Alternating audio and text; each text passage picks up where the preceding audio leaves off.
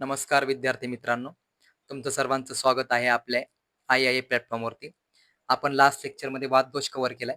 वाददोषाची निरुक्ती, पर्याय, परिभाषा वगैरे सगळं काही झालंय. आपलं स्वरूप संघटन, सामान्य गुण, सामान्य कर्म, त्याचे प्रकार कोणते, वृद्धी, क्षय लक्षणे हे सर्व आपण शिकलोय एल-ए-क्यू पॉइंट ऑफ व्ह्यूनं. त्याच्यामध्ये तुम्हाला वृद्धी आणि क्षय लक्षणे हे जे आहे ना, ते तुम्हाला एस-क्यू पॉइंट ऑफ व्ह्यूने येऊ शकतात. आता बघायचं आहे आपल्याला ह्या व्हिडिओमध्ये पित्तदोष.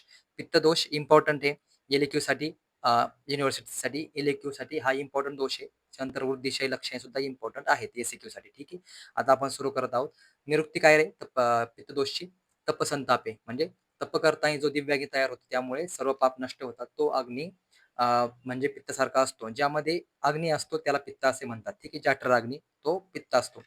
परिभाषा काय रे? प्राकृत अवस्थेत जो शरीराचे रक्षण करतो, पण विकृत अवस्था म्हणजे काही क्षय वृद्धी झाली तर त्याचं काय होतं, शरीराचा नाश करतो, त्यास आपण पित्त असे म्हणतो. ठीक आहे. त्याच्यानंतर काय रे? पर्याय. पर्यायामध्ये काय? वैश्वानर, वन्नी, वन्नी म्हणजे अग्नी, पावक, पावक म्हणजे आपला जो वारा असतो तो त्याला पावक बोललो आपण. अनल, अनल म्हणजे आपला अनिल होता. कोणता? अनिल हा वातदोषासाठी होता. अनल हा आपल्या पित्तदोषासाठी पर्याय म्हणून आहे. ठीक आहे. आता बघायचंय स्वरूप संघटन. पंचभौतिक आहे, पण तेज महाभूताधिक आहे, लक्षात ठेवायचंय. त्याच्यानंतर पित्ताचे सामान्य गुण. पित्ताचे सामान्य गुण मध्ये बघायचे आता आपल्याला. पित्तम सस्नेहम तीक्ष्णोष्णम लघु विस्त्रम सरम द्रवम. स्नेह गुण आहे, तीक्ष्ण गुण आहे, उष्ण, उष्ण गुण गरम म्हणजे गरम असते, उष्णता असते. लघु हलकेपणा असतो. विस्त्र म्हणजे पसरणारा, सर म्हणजे पण पसरणारा, द्रवता असते. ठीक आहे. हे गुण आहेत त्याचे पित्ताचे. आता आपल्याला बघायचंय पित्ताचे सामान्य स्थान. श्लोक इम्पॉर्टंट आहे. श्लोक मस्ट आहे. श्लोक करायचा आहे. नाभिरामाशय स्वेदोलसिका रुधिरम रसः दृक्स्पर्शनम च पित्तस्य नाभिरत्र विशिष्ट. नाभी म्हणजे जी आपली अंबिलिकल रिजन तिथे विशिष्ट ठिकाणी तो असतो. ठीक आहे. त्याच्यानंतर आमाशय म्हणजे आपला स्टमक.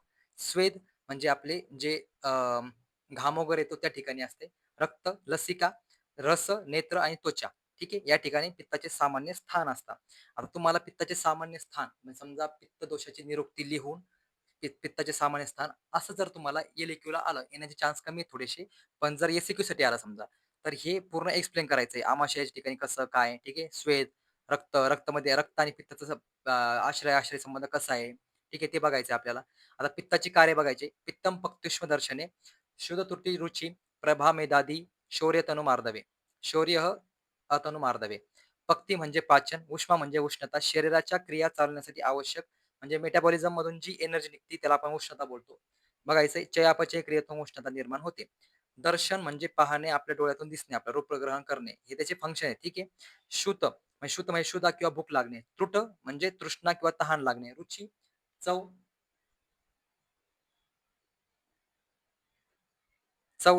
चव लागणे, प्राकृत चव जी असती, जिभेवर त्याचा परिणाम दिसतो. ठीक आहे. म्हणजे जिभा साम आहे की निराम आहे त्या गोष्टी इथं मॅटर करतात. ठीक आहे. त्याच्यानंतर बघायचे प्रभा, त्वचेची कांती, त्वचेची कांती किंवा शरीराचे तेज होय. ठीक आहे. मेधा म्हणजे धारण शक्ती होय. मेधा. दी म्हणजे धारण स्थैर्य, आपण जे बघितले बघा निवृत्ती पर्याय संस्कृतच्या याच्या टॉपिक मध्ये. शौर्य म्हणजे पराक्रम करणे. लघुतो म्हणजे हलकेपणा असतो. मार्दवता म्हणजे त्याची मऊपणा असतो शरीरावरती. ठीक आहे. आता आपण पित्ताचे प्रकार किंवा भेद बघणार आहोत. आता आपल्याला बघायचे पित्ताचे प्रकार किंवा भेद. तत्र पाचक रंजक साधक आलोचक भ्राजका इति पंच पित्तभेदा.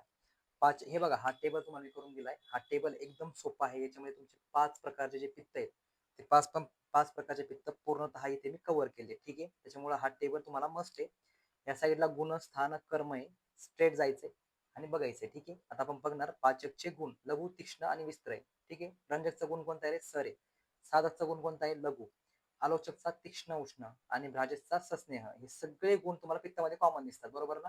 पण त्याच्यापैकी विशिष्ट गुण कुठे ते लाभले ते बघायचे आपल्याला. त्याच्यानंतर बघायचे स्थान. स्थान मध्ये काय रे? कुठे पाचक पित्त कुठं असतं? ग्रहणीमध्ये असते. रंजक पित्त आमाशयामध्ये, साधक पित्त हृदयामध्ये, आलोचक पित्त नेत्रामध्ये असते. नंतर भ्राजक पित्त हे त्वक मध्ये असते, म्हणजे त्वचामध्ये असते. ठीक आहे ना?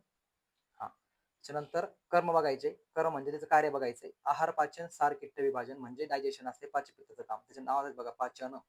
रंजक, रसरंजन. रसरंजन हा एक श्लोक आहे. रसरंजन, रक्तरंजन. ठीक आहे. म्हणजे रसाला रक्तासारखा कलर देणं म्हणजे रक्त तयार करायचं रसापासून, ते काम कोण करतं? रंजक पित्त करतो. साधक पित्त बुद्धी, मेधा, अभिमान या गोष्टी धारण करतो. आलोचक पित्त रूपालोचन, नावातच आहे आलोचक. ठीक आहे. म्हणजे कुठे असणार हा दिले बघा नेत्रामध्ये, म्हणजे काय रे याचं ग्रास्प असेल. ठीक आहे. इमेज फॉर्मेशन वगैरे असेल, या गोष्टी असतील इथे. त्यानंतर भ्राजक त्वचा किंवा कांती होईल. ठीक आहे. कांती. पित्त विकृतीमुळे उत्पन्न होणारे रोग कोणकोणते येते? परिदाह म्हणजे आग होणे, अंगाची आग होणे किंवा इंटरनल म्हणजे आपली आग होणे. आता पित्तवृद्धी व क्षय लक्षणे बघायचे आता आपल्याला. पित्तवृद्धी व क्षय लक्षणामध्ये पित्तवृद्धी लक्षणे बघायचे. पित्त विनमूत्र, नेत्र, त्वक, श्रुत, तुट, दाह, अल्पनिद्रता. पित्त ऍक्च्युली पिते. ठीक आहे. पित्त पित्त म्हणजे पिवळेपणा. कुठं कुठं रे? विनमूत्र, मूत्र, नेत्र आणि त्वक चेहऱ्यावरती. ठीक आहे. जॉन्डिस मध्ये दिसतं आपलं ते. श्रुत जास्त प्रमाणात भूक लागणे, म्हणजे पित्त वाढल्यानंतर जास्त प्रमाणात आपल्याला भूक लागते. ठीक आहे. नंतर तुट तोंड कोरडेपणे किंवा तृष्णा. दाह म्हणजे अंगाची आग होणे किंवा मग जे इंटरनल आपली जी GIT असते त्याच्यामध्ये आपली आग होती. ठीक आहे.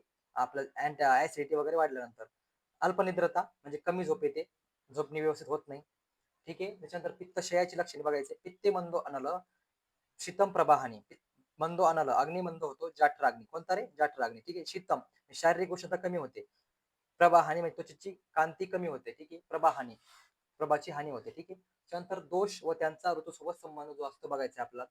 पित्ताचा संचय होणार वर्षा ऋतूमध्ये, प्रकोप होणार शरद ऋतूमध्ये आणि प्रसर होणार हेमंत ऋतूमध्ये. ठीक आहे. या प्रकारे या व्हिडिओमध्ये आपण पित्ताचे जेवढे पण LAQ वाईज जे पॉईंट होते ते पॉईंट सगळे इथे कव्हर केले आहेत. ठीक आहे. तर भेटूया लवकरच आपल्या नेक्स्ट व्हिडिओमध्ये. तब तक के लिए थँक्यू.